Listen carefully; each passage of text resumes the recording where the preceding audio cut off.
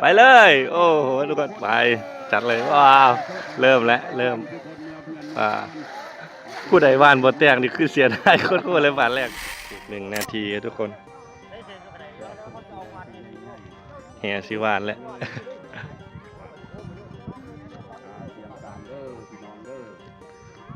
น้องสามขาบ้านน้องสามขาทุกคนพาป่า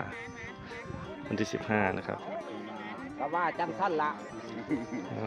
ให้มันได้แต่ตัวใหญ่ๆเด้อโชว์กล้องหน่อยเด้อไว้เด้อ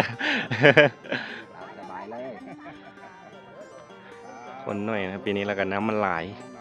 ปีนั้นผมมานะน้ำเพียงแอวเนี่ยอันนี้ขอบนี่น่าสิท่วมหัวไปเลยผมที่ให้สัญญาณนับ1 2 3เกิดคือเวลาทุกพร้อมกันเวลาสุดเวลามาสองยังบ่ฮอด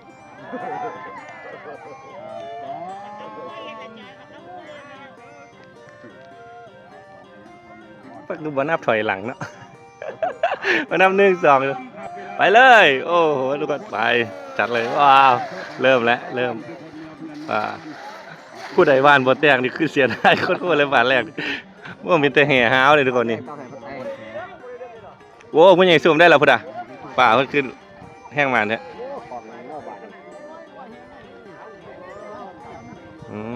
ผู้ใหญ่ซูมได้แล้วคุณกระดุ้งป่ากระดุ้งก็จะได้ขนาดโอ้กระดุ้งเหรอคำบรรยายเนาะดูพ่อโอ้เธอโดดป่า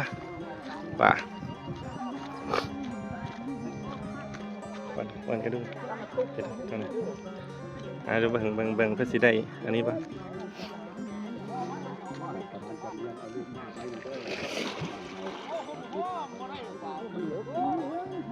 ได้ป่ะครับโอ้พี่ข้อน้อยปลาข้อน้อยก็ได้อีกน้อยอยู่แบบนี้เป็นใหญ่อยู่ได้ละได้หรอกเอาแห่ที่ลงเบียดดิ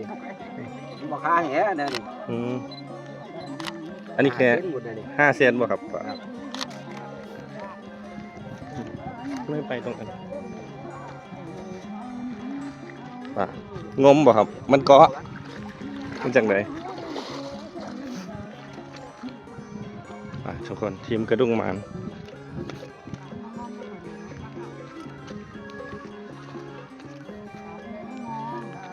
ปลายังบ่งอมบ่ครับคนน้อยเนาะคนน้อยปลาเลยบ่งอมง่ายได้ปลาขาวแล้วบ่ครับปลาขาวตัวเดียว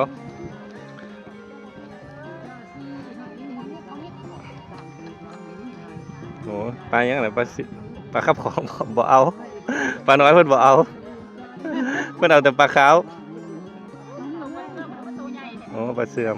ตัวใหญ่สิ